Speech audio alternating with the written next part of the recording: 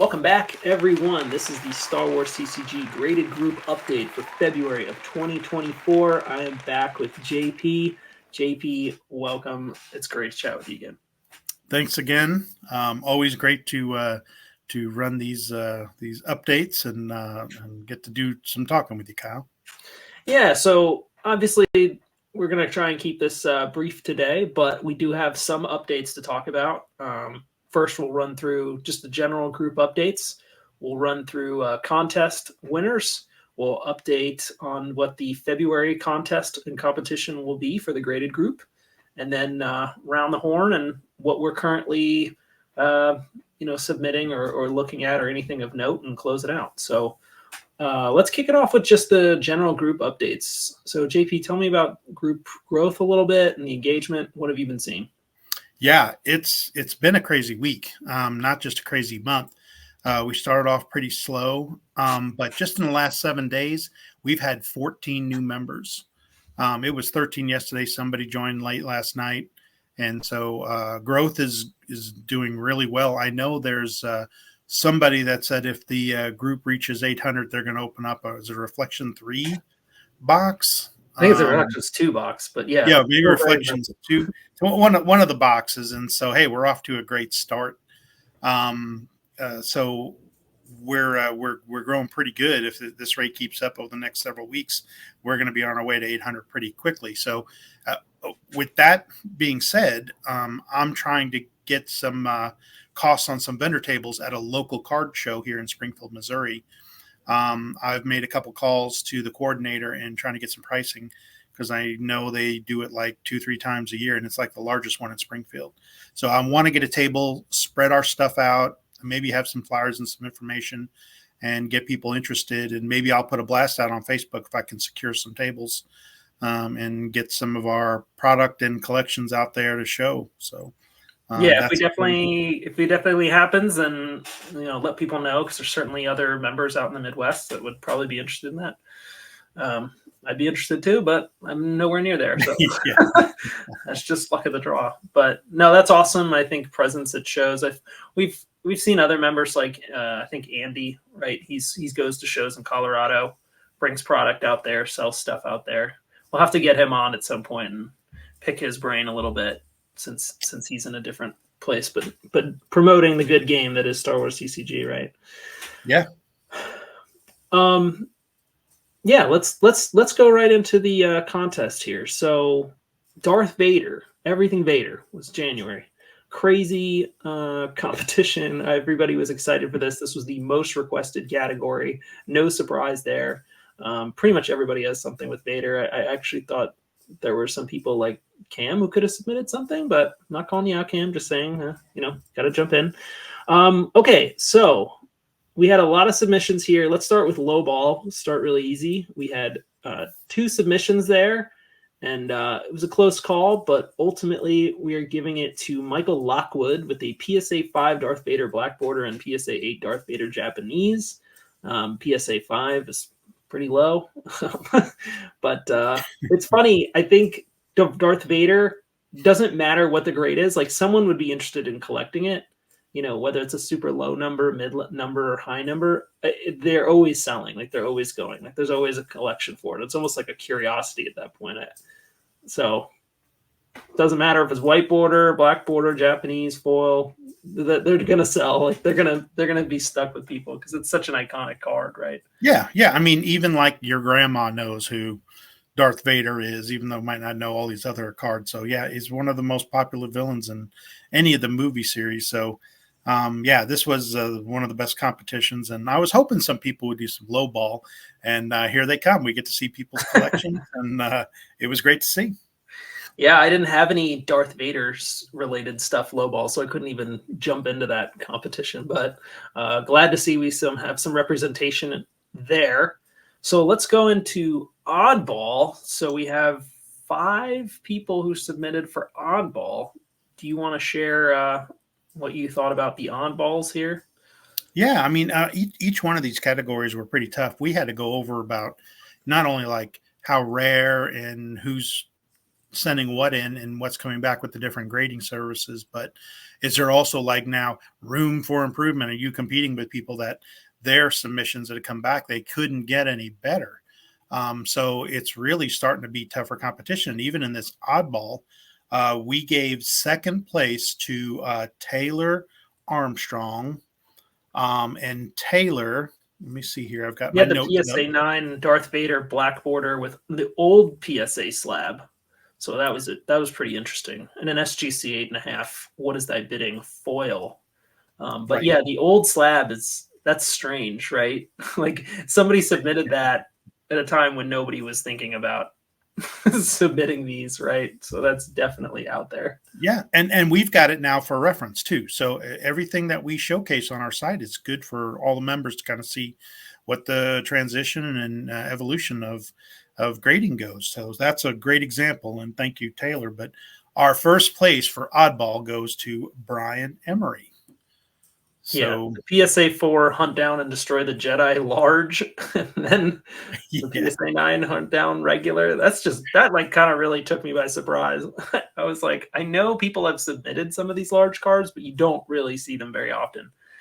And large cards generally don't grade well. It doesn't even matter if it's Star Wars CCG. Like I've seen this for other card games and stuff. Like large cards are really difficult to grade well.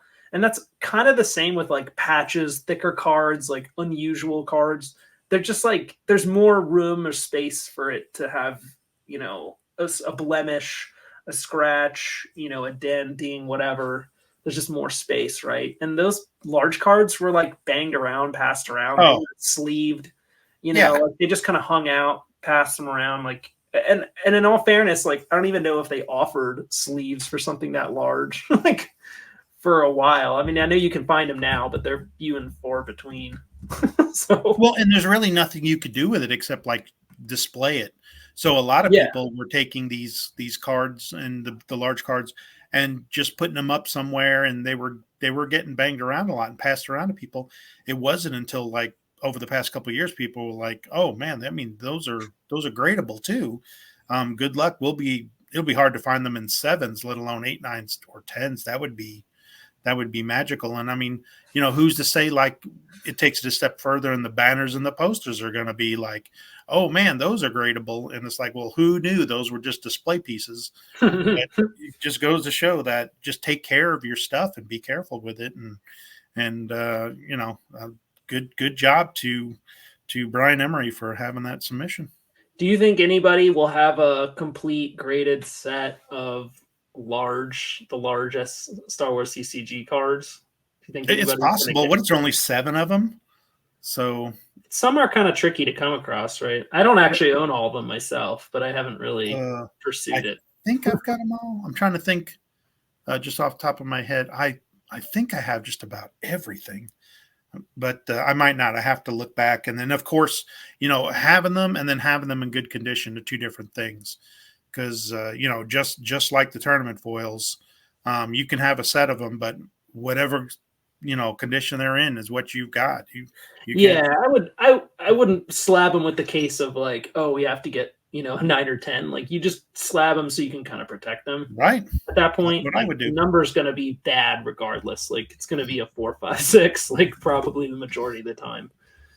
I think even if you got one in excellent condition, maybe at best to be like an 8. Like there's just again too much surface area for things to go wrong. Right. But then it's So protected. Even if it's like a 6, 5 or 6, once it's slabbed and it's protected, it's not going to get any worse. So yeah. it's good to have just protected. So congrats on those 2 submissions. All right, on to top pair. So there were 7, arguably 8 submissions. We do have a kind of wild card here with a non-Star Wars top pair with a Lord of the Rings submissions from Matt Manning, a PSA 9 Elven King foil. Forgive me if I said that wrong. And Sauron, Lord of Rings foil. Impressive cards, nonetheless. Not related to this competition, but I think it's worth shouting out that that's still pretty cool.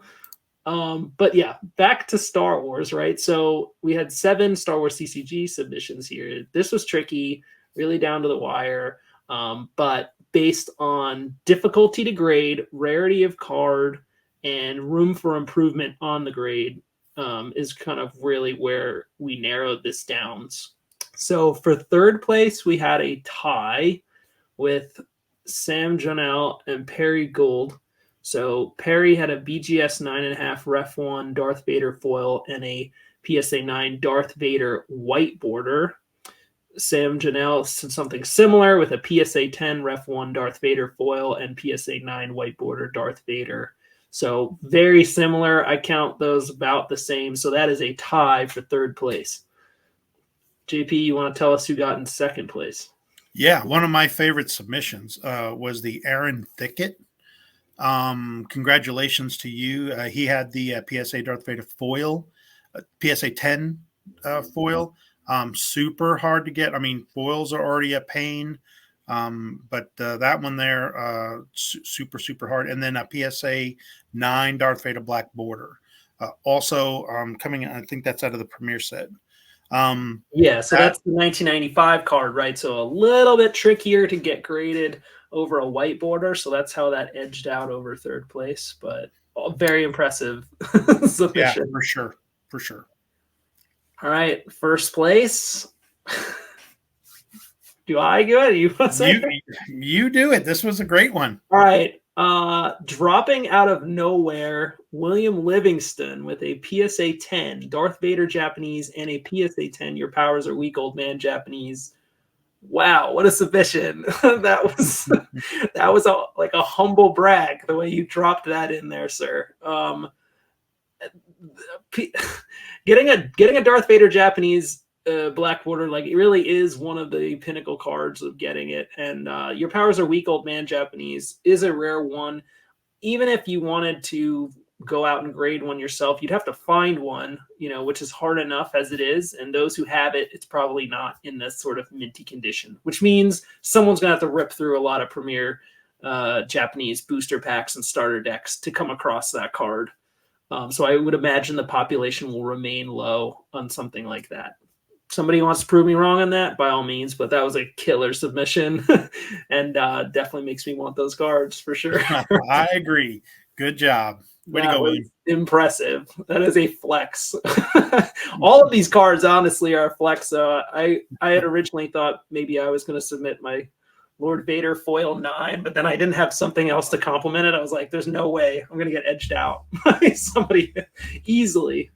Right. Stiff competition this time. This is great. And I can't wait to tell them what next month's going to be with the surprises. So, yeah, this is, it's been a great competition.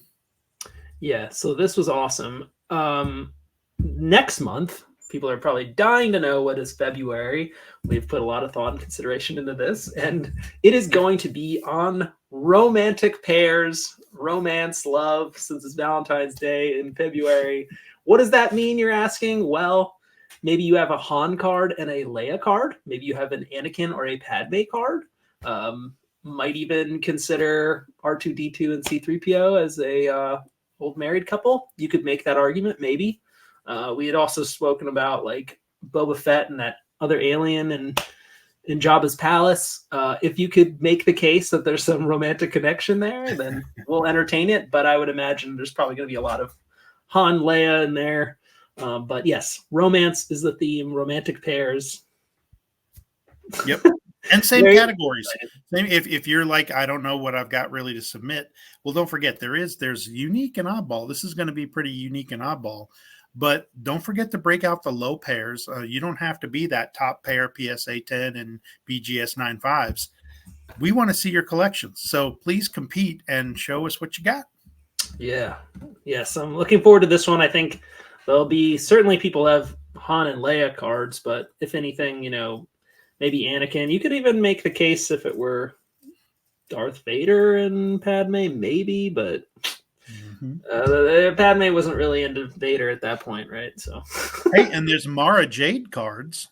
Mara Jade and Luke. So wow. Yeah. Okay. So hey, if you've got your Mara, I just now thought of that. So that's true. Sky's the limit. So I'm going to leave it up to you. We're not going to sit here and try to solve all the world's problems, but I Yeah. figure you guys are great enough and smart enough and fun enough that you guys are going to make February a fun month.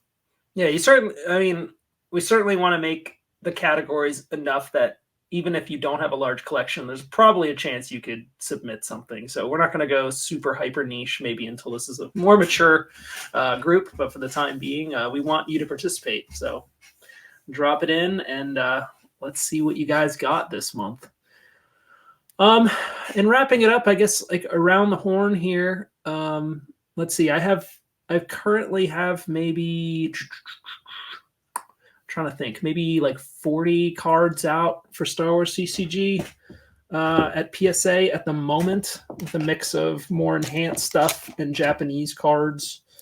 My plan is to open some more Japanese Premiere and kind of waiting for the right time and opportunity to rip through a ton of, either Cloud City, Jabba's Palace, or Premiere stuff. I haven't really thought of the right occasion for that yet, but I did pick up 3 more Hoth Japanese booster packs in the last couple weeks. I'm not sure if I'm going to open them yet. I may or may not. Yeah. So I have been slowly acquiring like packs here and there with the intention of one day ripping a bunch for grading. But I'm still chasing after the enhanced complete set. So Premiere, Cloud City, Jabba's Palace. So with my submissions now, I should actually have all of them. The question is, how good did they grade? And maybe I'll submit more if I didn't like the grades on there.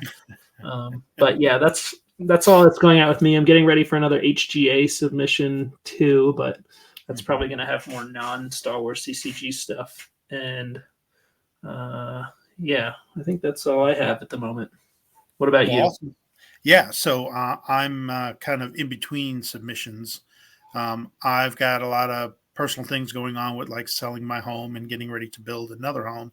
So I've got my complete collection is all packed up and storage, but hopefully over the next few months, I'm going to break some stuff out because I've got stuff staged to go for BGS and I've got some stuff to go for PSA. And again, if you know who I am, I just collect. I don't really sell or trade.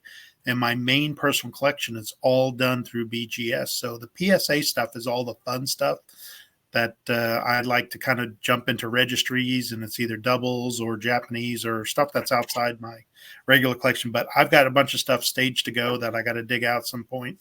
And then we'll, like we always do, we'll do some kind of a reveal and showcase, and hopefully there'll be some members out there in our group that's watching. And if you're on the fence, they're running some really good TCG specials right now for February. I think they're like $15 a card through PSA. So now's your chance to kind of get your feet wet and let's get it started. Yeah, I'm looking forward to this. Hopefully the everyone's getting good back on the job front economically. You're getting a little sound. We're past Christmas now. Maybe we're back to having some funds to be able to do this again. So I hope everyone does well with that because you got to pay the bills first. So that's true. That's true. And I just thought of something as you were talking. You did remind me of something. Is that I've noticed like the last 3-4 weeks of people getting submissions back from last year. They have been way better. There have been lots of 9s and 10s instead of, another 7, another 8. They must have had a bad day. I'm telling you, it's in the inspection. These grading techs are not having bad days. I'm starting to see better submissions and returns come back, and you guys are showcasing them in our group. And take a look for yourself.